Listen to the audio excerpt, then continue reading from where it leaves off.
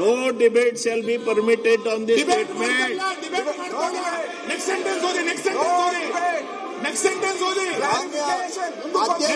ಓದಿ. ಈಗಾಗಲೇ ಪ್ರಶ್ನೋತ್ತರ ಅವಧಿ ಅಂತ ಘೋಷಣೆ ಮಾಡಿದ್ದಾರೆ. ಪೀಠಕ್ಕೆ ಗೌರವ ಕೊಟ್ಟು ಅದಾದ ನಂತರ ನಿಮ್ಮ ಕ್ಲಾರಿಫಿಕೇಶನ್ ಅಧ್ಯಕ್ಷರು ಯಾರು ಹೇಳಿದ್ದಾರೆ? ಕ್ಲಾರಿಫಿಕೇಶನ್ ಇಲ್ಲ ಅಂದ್ರೆ ಈಗಾಗಲೇ ಸಚಿವರು ಸ್ಟೇಟ್ಮೆಂಟ್ ಕೊಟ್ಟಿದ್ದಾರೆ. ಸ್ಟೇಟ್ಮೆಂಟ್ ಬೈ ಮಿನಿಸ್ಟರ್ ಕ್ಲಾರಿಫಿಕೇಶನ್ ತೊಗೊಳಕ್ಕೆ ಅವಕಾಶ ಇದೆ. Members may be permitted to ask clarification for the purpose of ವಿಧಾನಸಭಾ ಅಧ್ಯಕ್ಷರು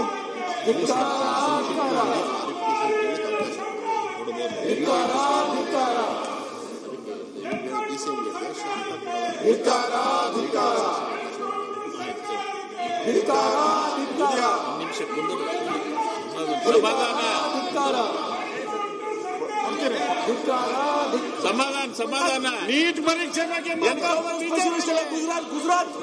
ಗುಜರಾತ್ ನಲ್ಲಿ ಎನ್ಕೌಂಟರ್ ಸ್ಪೆಷಲಿಸ್ಟ್ ಆಯ್ತು. ಎನ್ಕೌಂಟರ್ ಸ್ಪೆಷಲಿಸ್ಟ್ ನೀವು. ಗುಜರಾತ್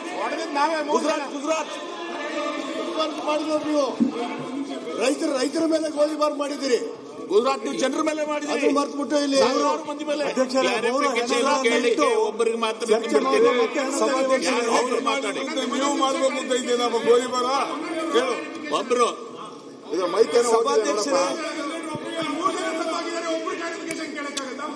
ಮತ್ತೆ ಡಿಬೇಟ್ ಆದಂಗೆ ಆಗುತ್ತೆ. ಅದು ಸಭಾಧ್ಯಕ್ಷರ ವಿರೋಧ ಪಕ್ಷದ ನಾಯಕರ ಮೇಲೆ ವಿಶ್ವಾಸ ಇಲ್ವಾ ನಿಮ್ಗೆ?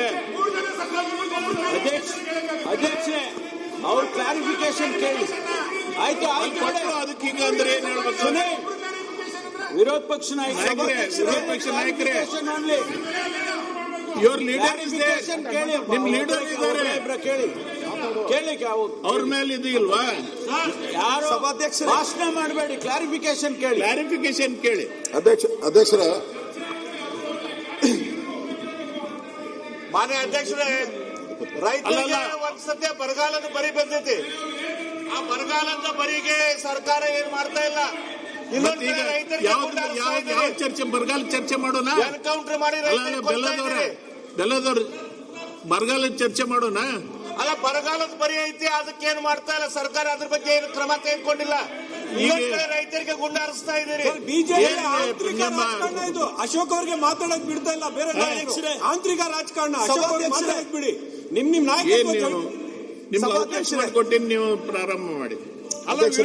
ನಾಯಕರು ಸಭಾಧ್ಯಕ್ಷರೇ ಒಂದೇ ನಿಮಿಷ. ಒಂದೇ ನಿಮಿಷ ಅಧ್ಯಕ್ಷರೇ, ಪ್ರದೀಪ್ ಅವರೇ ಕುಂತ್ಕೊಳ್ಳಿ. Please sit down. ಪ್ರದೀಪ್ ಅದನ್ನು ಹೇಳ್ತೀನಿ. ಅಧ್ಯಕ್ಷರೇ, ತಾವು ಅಂತೂ ಇಂತೂ ನಮ್ಗೆ ಅವಕಾಶ ಕೊಡಕ್ಕೆ ಒಂದು ಪ್ರಯತ್ನವನ್ನ ಮಾಡಿದ್ದೀರಾ. ಕೊಟ್ಟಿವಿ. ಈಗ ಮತ್ತೆ ಪ್ರಯತ್ನಕ್ಕೆ ಕೊಟ್ಟಿಲ್ಲ, ಅರ್ಧ ಕೊಟ್ಟಿದ್ದೀರಾ. ಅರ್ಧ ಸತ್ಯ ಕೊಟ್ಟಿದ್ದೀರಾ, ಅರ್ಧ ಕೊಟ್ಟಿದ್ದೀರಾ ಅಷ್ಟೇ, ಪೂರ್ತಿ ಕೊಟ್ಟಿಲ್ಲ ನಮ್ಗೆ. ಅದೇ ಸ್ವಾತಂತ್ರ್ಯ ಅಂತಾರಲ್ಲ, ಅರ್ಧ ಸ್ವಾತಂತ್ರ್ಯ ನಮ್ಗೆ ಇವಾಗ ಕೊಟ್ಟಿರೋದು, ಪೂರ್ತಿ ಸ್ವಾತಂತ್ರ್ಯ ಕೊಟ್ಟಿಲ್ಲ. ಇದರಲ್ಲಿ ಕ್ಲಿಯರ್ ಆಗಿದೆ, ನೀವು ಮಾಹಿತಿ ಪಡೆಯುವ ಉದ್ದೇಶಕ್ಕಾಗಿ ಪ್ರಶ್ನೆಯನ್ನು ಕೇಳಲು ಸದಸ್ಯರಿಗೆ ಅನುಮತಿ ನೀಡಬಹುದು ಅಂತ.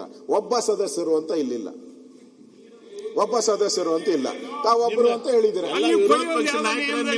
ನಿಮ್ಮ ಹೊಟ್ಟೆಗದಾರ ಅಲ್ಲ,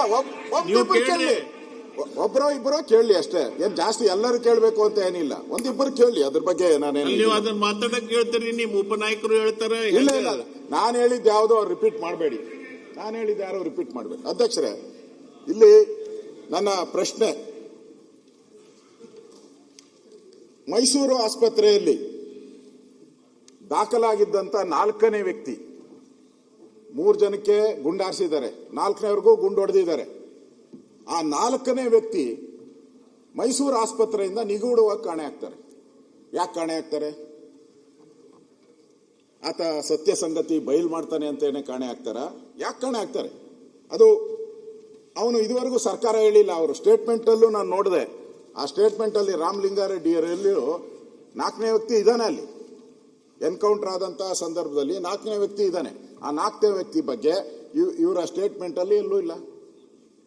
ನನ್ನ ಪ್ರಶ್ನೆ ಸರ್ಕಾರಕ್ಕೆ, ಡೌಟ್ ಎಲ್ಲಿ ಬರ್ತಾ ಇದೆ ಜನಗಳಿಗೆ? ರೈತರ ಸಂಘ ಯಾಕೆ ಹೋರಾಟ ಮಾಡ್ತಾ ಇದ್ದಾರೆ? ರೈತರು ಯಾಕೆ ಹೋರಾಟ ಮಾಡ್ತಾ ಇದ್ದಾರೆ? 5,000 ಜನ ಯಾಕೆ ಸೇರ್ಬಿಟ್ರು?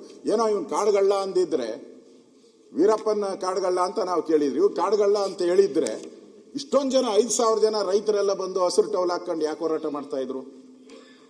ನನ್ನ ಪ್ರಶ್ನೆ. ಆಮೇಲೆ ಅವರ ರಾಮಲಿಂಗಾರೆಡ್ಡಿ ಅವರು ಸ್ಟೇಟ್ಮೆಂಟ್ ಅಲ್ಲಿ ಬರೆದಿದ್ದಾರೆ, ಪರಿಶೀಲಿಸಲಾಗಿ ಅಂತೋಣಿ ಸ್ವಾಮಿ ಬಿನ್ ಪೆರಿಯ ನಾಯಗನ್ ಇವರು ಅರಣ್ಯ ಅಪರಾಧ ಪ್ರಕರಣದಲ್ಲಿ ಭಾಗಿಯಾಗಿರೋ ಬಗ್ಗೆ ಯಾವುದೇ ಮಾಹಿತಿ ಕಂಡು ಬರುವುದಿಲ್ಲ ಅಂತಾರೆ ಅವ್ರ ಸ್ಟೇಟ್ಮೆಂಟ್ ಅಲ್ಲಿ. ಸತ್ಯ ಹೇಳವ್ರೆ ನೋಡಿ, ಬಾಲಕೃಷ್ಣ ಕರೆಕ್ಟ್ ಆಗಿ ಮಾತಾಡ್ತಾವ್ರೆ. ಸತ್ಯ ಇಲ್ಲ ಅಂದವ್ರನ್ನ ಹೆಂಗೆ ಎನ್ಕೌಂಟರ್ ಮಾಡ್ತೀರಾ? ಕಾಡುಗಳ್ಳ ಅಂತ ಹೆಂಗೆ ಎನ್ಕೌಂಟರ್ ಮಾಡ್ತೀರಾ ಅವನಿಗೆ?